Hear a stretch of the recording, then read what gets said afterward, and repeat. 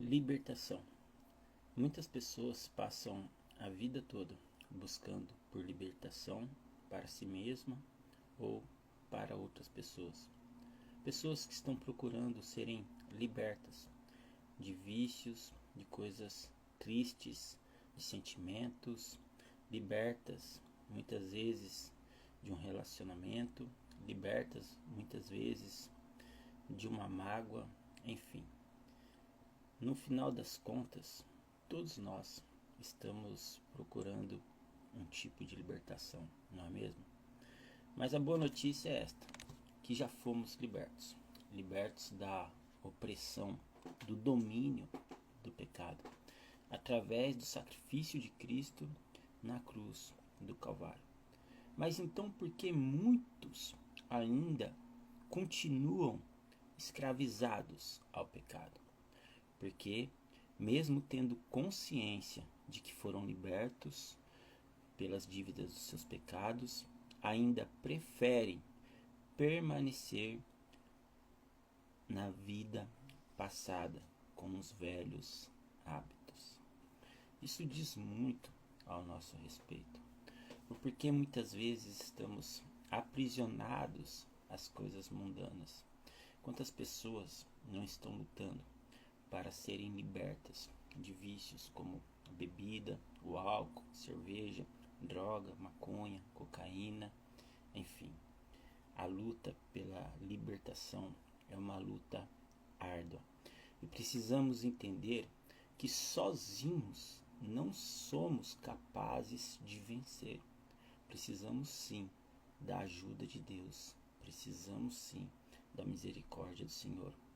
Isso porque somos falhos e quando tentamos lutar com as nossas próprias forças, acontece muito de voltarmos a cometer os mesmos erros passados. E isso aumenta ainda mais a dor e o sofrimento daquela pessoa que está buscando por libertação, ao ponto dela se sentir fracassada, derrotada, impotente diante de um vício, diante de algo que está aprisionando sua vida. Eu quero dar um exemplo bem claro e um instrumento que é extremamente necessário para usarmos neste processo de luta pela libertação. E eu quero te dizer que a libertação, ela raramente acontece da noite para o dia. Ela faz parte de um processo, de uma dedicação, de uma determinação. A grande questão é que a determinação ela pode partir da nossa vontade, através da nossa mudança de hábito, de comportamento, de conduta, porém, sem o amparo, a ajuda e a força divina de Deus, a nossa determinação se torna falha, porque ela se torna subjetiva, ela cede facilmente às tentações da vida. Em contraposto, quando tentamos nos libertar de algo em nossa vida, o inimigo do outro lado, de forma estratégica, aumenta ainda mais a pressão para que sejamos derrotados nesta missão. Por isso, muitas vezes as pessoas, quando estão pré-determinadas a se libertarem de algo em suas vidas, elas começam a enfrentar sim mais problemas, mais desafios, mais dificuldades. Isso porque há uma luta, há uma força opressora tentando impedir você de cumprir essa determinação. Então, para que você possa entender o que acontece, vamos ler aqui no livro de Marcos, capítulo 9, a partir do versículo 14, aonde a Bíblia trata sobre a cura de um endemoniado. Preste atenção nessa palavra. E quando se aproximou dos discípulos, está falando de Jesus, viu ao redor deles grande multidão e alguns escribas que disputavam com eles, ou seja, havia uma disputa. E isso revela muito o que acontece no mundo espiritual ao redor de nossas vidas. Por quê? Muitas vezes as pessoas estão simplesmente aprisionadas à religiosidade. E a religião ela é uma força muitas vezes opressora na vida de uma pessoa. fazendo com que aquela pessoa se submeta a doutrinas humanas, né, ao misticismo e viva uma vida triste, deprimida. Deixa eu te fazer uma pergunta, com todo respeito.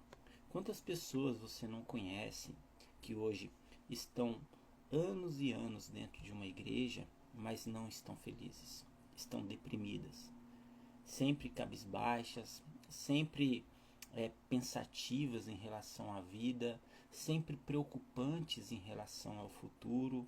Quantas pessoas você não conhece que vivem exatamente isso que eu estou descrevendo? Por que essas pessoas estão deprimidas dentro da igreja, que seria um lugar de confronto, onde o pecado é confrontado, onde aprendemos instrumentos para lidar com os desafios da vida? Muitas vezes essas pessoas estão sendo oprimidas, sufocadas dentro de uma religião. Não é diferente de um casamento. Quantas mulheres hoje você não conhece que estão infelizes dentro de um relacionamento? Que elas não se sentem à vontade de desabafar com o marido, de dialogar com seu companheiro, de explicar o que elas estão sentindo, e elas passam a viver uma vida de sombra. O que seria uma vida de sombra, né? Porque assim, dentro de um relacionamento, há muitas pessoas que fazem apenas o papel de sombra do outro. Exatamente isso. Essa pessoa só aparece quando essa pessoa está ali iluminada. Então, quando a pessoa ela se submete a fazer o papel de sombra dentro de um relacionamento, ela abre mão das suas próprias vontades, abre mão dos seus sentimentos e ela começa a ocultar aquilo que ela sente. Por isso, muitas pessoas hoje, elas se sentem tristes dentro de um casamento, às vezes de 5, 10, 15, 20 anos. Por isso muitas pessoas hoje, elas estão na igreja há anos e anos, mas ainda se sentem tristes e elas não conseguem identificar o que realmente está acontecendo. Essas pessoas, elas precisam de libertação. E é aí que está a questão. Porque muitas pessoas pensam que se libertar, por exemplo, seria se separar, seria se divorciar. E não necessariamente, porque a libertação é um processo de recuperação. Vou repetir aqui para você. A libertação é um processo de recuperação. Quem é liberto? É aquele que está preso. E por que está preso? Porque um dia já foi liberto. Essa que está a questão. Então, assim, você já foi liberto pelo sacrifício de Cristo. E é isso que eu quero que você entenda. Porque você permanece aprisionado a um relacionamento tóxico, a sentimentos depressivos, a ansiedade. Porque você permanece aprisionado à tristeza, à infelicidade, porque você ainda permanece aprisionado à bebida, ao álcool, às drogas, à pornografia, à prostituição. Por que você ainda permanece aprisionado? O que falta na sua vida? Libertação. Agora a grande questão. A libertação é um componente, é uma vertente, é um braço da conversão. O fundamento, o alicerce da libertação é a conversão. Por isso muitas pessoas, elas se predispõem, tentam, se esforçam, são libertas por um momento, mas quando não há a conversão, elas regridem, elas retornam para o lugar de origem, de vício e de prisão. Por isso muitas vezes na Bíblia está escrito que aquela pessoa quando vai e ela é liberta, e aquele espírito sai dela, e esse espírito sai para passear pela terra, para andar pela terra e não encontrando morada, ele retorna para o lugar de onde que ele saiu, para aquela pessoa. E se ele retorna e encontra aquela casa vazia, ou seja, aquela pessoa sem a presença do Espírito Santo, ele entra, só que já não entra mais sozinho, ele traz consigo mais 7. Então o estado daquela pessoa passa a ser pior do que o estado que era de início. Por isso muitas pessoas têm essa sensação de que quando elas começam a ir na igreja, as coisas pioram, algumas coisas começam a dar errado. Por quê? Porque elas passam por este processo, por este primeiro momento de libertação.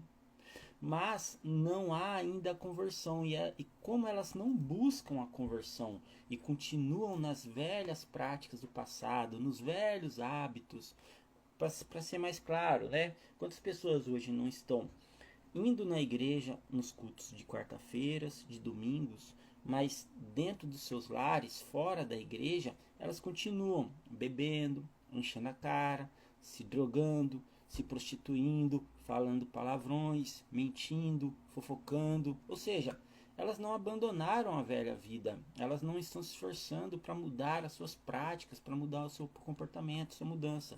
O que que acontece? No primeiro momento, esse espírito opressor que ele aprisiona a pessoa, ele sai.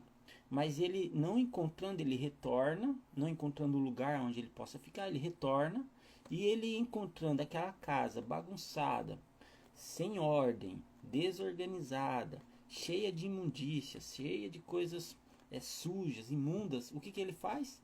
Ele chama mais 7 companheiros e entra para dentro, e aí a bagunça fica pior. Isso é exatamente o que acontece. Então aqui, como a gente está lendo, Jesus, ele chega e ele vê os seus discípulos estão ali, né, junto com alguns escribas, e eles estão discutindo o que está acontecendo.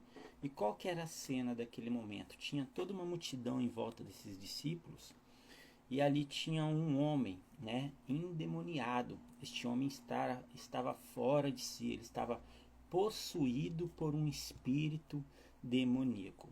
Então ele perguntou aos escribas, Jesus, que é que discutis com eles? Ou seja, Jesus se dirige aos escribas, porque os escribas estão assim, eu vou aqui descrever o cenário. Chega um homem e este homem está endemoniado, e os discípulos de Cristo estão ali junto com os escribas que questionam todo o tempo as palavras de Jesus e os discípulos de Jesus, e começam a dizer que aquele homem tem que ser expulso daquela cidade, que ele não pode permanecer ali, porque ele está contaminando a cidade, porque ele está endemoniado, porque ele não tem jeito.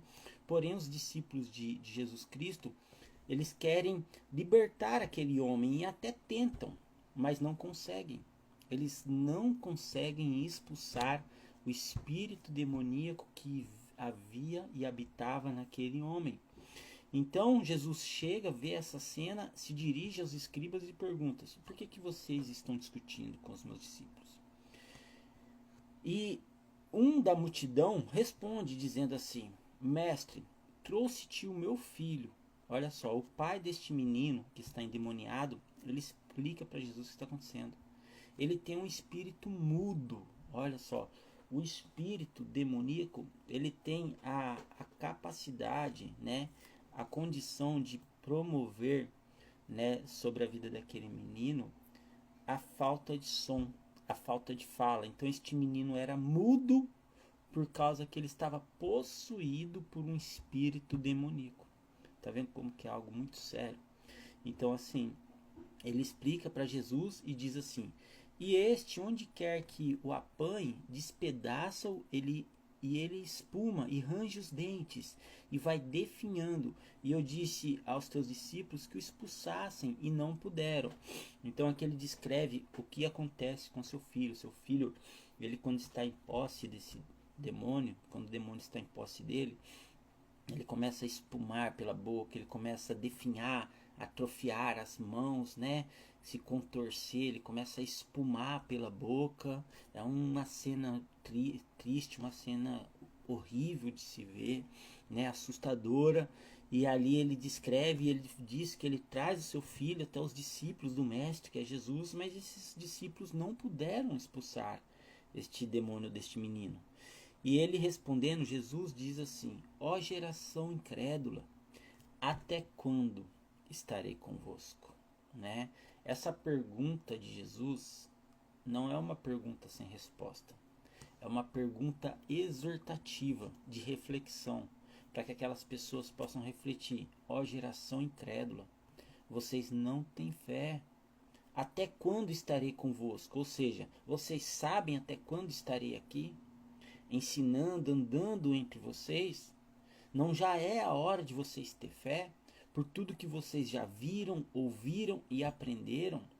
Porque a este momento, Jesus já havia praticado muitos milagres, muitas curas, já pregado o seu evangelho em muitos lugares, já era a hora de ter uma fé mais consolidada, os discípulos principalmente estarem mais firmes, veementes naquilo que eles estavam aprendendo dia a dia com Jesus, e foram 3 anos de caminhada. Então preste atenção que ele diz assim, olha, geração incrédula, até quando estarei convosco? Até quando vos sofrerei ainda? Até quando vocês permanecerão no sofrimento pela falta de fé, aprisionados a vícios, a bebedices? Talvez essa pergunta possa se estender nesta manhã de hoje, para mim e para você. Até quando você vai viver aprisionado? A maconha, a cocaína, a pornografia, a traição, ao adultério. Até quando você vai viver aprisionado ao orgulho, à soberba, à inveja, à ambição? Até quando você vai viver aprisionado à cerveja, ao álcool? Até quando você vai viver aprisionado ao cigarro? Até quando você vai viver aprisionado dentro de si mesmo? Até quando? Aprisionado aos seus vícios, às suas insanidades, aos seus deleites, às suas loucuras, aos seus pensamentos depressivos? Até quando você vai viver aprisionado a essa tristeza, a essa mágoa, a esse sofrimento, a essa ferida que já deveria ter sido curada e fechada há muito tempo? Até quando você vai viver aprisionado a um relacionamento destrutivo? Até quando você vai viver aprisionado dentro de si mesmo? Quero te dizer uma coisa. Talvez a chave para libertar as cadeias, as correntes que aprisionam a sua vida se chame perdão. Talvez você precisa pedir o perdão. Eu não sei. É você quem deve saber isso. Ou talvez você precisa perdoar. É você que deve saber isso. Porque esta talvez seja a chave que tanto você busca na sua vida. Perdão. Perdão, ele tem o poder de libertação. Entenda isso. Agora preste atenção. Jesus pede para que tragam este menino endemoniado até ele. E ali fazem como Jesus tinha ordenado. Trouxeram-lhe, e quando ele o viu, logo o espírito o agitou com violência. Essa parte maravilhosa, porque demonstra o poder de Cristo. Porque quando o espírito que estava ali longe, ele é trazido, possuído daquele menino até perto de Cristo. Quando ele olha Cristo, quando ele vê Cristo, ele se agita. Aonde a luz está, as trevas são dissipadas. Aprenda isso. Se as trevas estão reinando na sua casa, na sua vida, é porque falta luz. Se a luz entrar na sua casa, as trevas serão dissipadas. Quem é a luz? Jesus. Convide ele hoje para entrar no seu lar, na sua vida. Aonde você estiver, no seu ambiente de trabalho, convide Jesus para entrar no seu coração e habitar em você como Espírito Santo habita em nós. Amém? Então, esse menino é trazido, o espírito se agita de uma forma violenta e cai. Caindo endemoniado por terra, ele revolvia-se espumando. Olha só a cena. Ele começa a se contorcer, começa a espumar pela boca e perguntou ao pai dele, Jesus, assim, olha, quanto tempo há que sucede isso? Há quanto tempo o menino está vivendo desta forma, desta maneira? Então o pai dele responde Jesus dizendo, desde a infância, desde pequenino, este menino sofre por causa da possessão de um espírito demoníaco. Olha que sério isso, meu irmão. Não é mesmo? Desde pequeno, desde criança, esse espírito demoníaco tem aprisionado a vida desse menino. Bom, Então, muitas vezes, olha só o que acontece com esse menino. E muitas vezes o tem lançado no fogo e na água para o destruir. Este espírito demoníaco, ele coloca dentro deste menino o desejo de suicídio, ao ponto desse menino se lançar nas águas para tentar morrer afogado, ao ponto desse menino se lançar ao fogo para tentar morrer queimado. Então ele promove sobre esse menino, né, uma ação destrutiva, aonde na cabeça desse menino, no seu período de consciência, os pensamentos que ele tem é de que se ele se matar, de que se ele se destruir, os seus problemas serão resolvidos. Vamos um pouquinho mais a fundo nisso? Quantas vezes você já não pensou isso? Que se você acabasse consigo mesmo, seus problemas seriam resolvidos. Porque talvez você tenha perdido a razão de viver, o sentido da vida. Isso é uma mentira que Satanás tenta plantar dentro de você. Seus problemas não serão resolvidos se você tentar destruir com a sua própria vida. Pelo contrário, eles só aumentarão. Porque a destruição nunca é, nunca foi e nunca será a solução para a sua vida. A destruição é o resultado do pecado em estado de iniquidade. Agora, o plano de Deus sobre nossa vida é plano de salvação. Você entendeu isso? É plano de salvação, é plano de restauração, de recuperação, de vida. Existe vida em Cristo, existe paz em Cristo, existe amor em Cristo, existe felicidade em Cristo.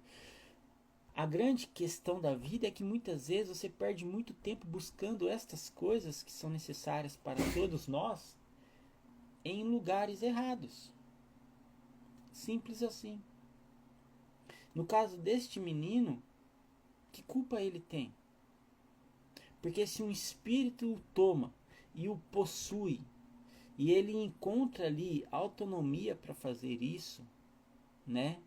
Pode ser por um motivo de uma brecha, ou por um motivo de pecados dos seus pais, alguma coisa assim, porque a Bíblia não vai especificar o porquê esse menino estava em posse, mas para que a gente entenda é que esse estado é um estado que pode ser revertido.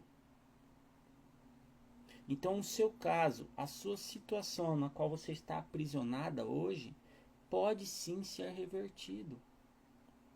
Pode sim. Então, esse menino que está sofrendo há tantos anos, esse espírito, e eu quero que você entenda isso, porque esse espírito opressor, ele tem a capacidade de fazer com que este menino pense em destruir a própria vida. Quantas pessoas não estão vivendo exatamente isso que esse menino viveu? Pensando que se elas dessem um cabo da própria vida ou destruíssem a própria vida, seus problemas seriam resolvidos. Não, isso é uma mentira de Satanás. Deus tem vida para você, Deus tem amor para você, Deus pode te ajudar. Se as pessoas não podem te ajudar, se os escribas, os fariseus, se as pessoas decretaram a sua morte ou decretaram para você que você não tem solução ou não tem jeito, se nem mesmo a sua família tem capacidade de te ajudar, Deus pode te ajudar. Deus pode mudar a sua história, pode reverter a sua situação, pode quebrar essas correntes, quebrar essas cadeias, Deus pode te libertar. E aí você só precisa buscar agora a conversão. Porque a conversão é uma obra do Espírito Santo. E você vai passar por várias etapas para que isso ocorra em sua vida. A única coisa que você precisa fazer é não desistir. Não desista de si mesmo. Não desista da sua vida. Não desista de encontrar a paz em Cristo, a felicidade em Cristo. Se você não encontrou onde você está, é porque talvez você esteja buscando no lugar errado. Volte os seus olhos para Cristo, volte os seus pensamentos para Cristo. Como? Leia a palavra de Deus, louve a Deus, o nome de Deus, adore a Deus, busque as coisas santas, se debruce nas escrituras sagradas, viva uma vida de jejum, de oração, mas busque Deus. Deus disse que se você o buscar de todo o coração, você o encontrará. Você só precisa de Deus. É tudo que você precisa. É Deus. Bom, então o pai desse menino descreve o que acontecia com este menino e faz um pedido de clemência, né, a Jesus, dizendo: se tu podes fazer alguma coisa, tem compaixão de nós e ajuda-nos. Por isso que no início eu disse, tem muitas pessoas que passam a vida toda buscando pela própria libertação ou pela libertação de alguém.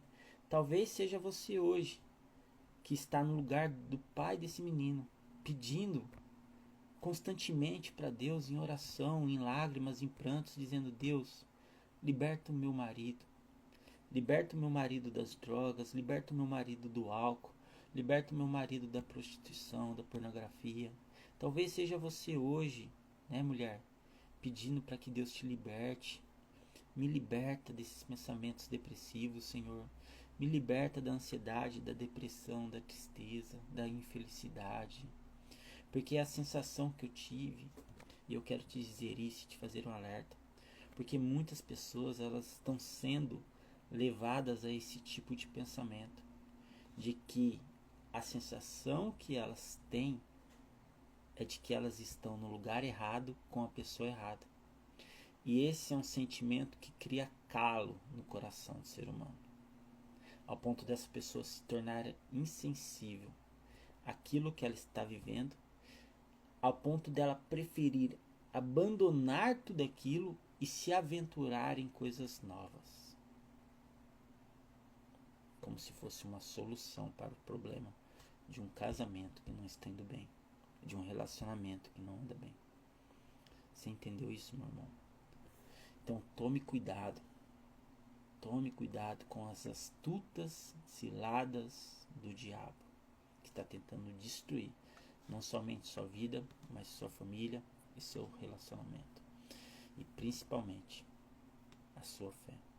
Porque se ele conseguir destruir sua família e seu casamento, ele atinge sua fé, não atinge mesmo? Não é isso que acontece? Não é aí que você vai abandonar tudo, chutar o balde? Bom, preste atenção nessa guerra espiritual que estamos vivendo. Ele pede a Jesus. Quantos homens não estão orando, pedindo também pelas suas mulheres? Deus, liberta minha esposa. Quantos pais não estão orando para que os seus filhos sejam libertos? Senhor, liberta o meu filho das drogas, liberta o meu filho dessas más amizades, liberta o meu filho da prostituição, liberta o meu filho do álcool.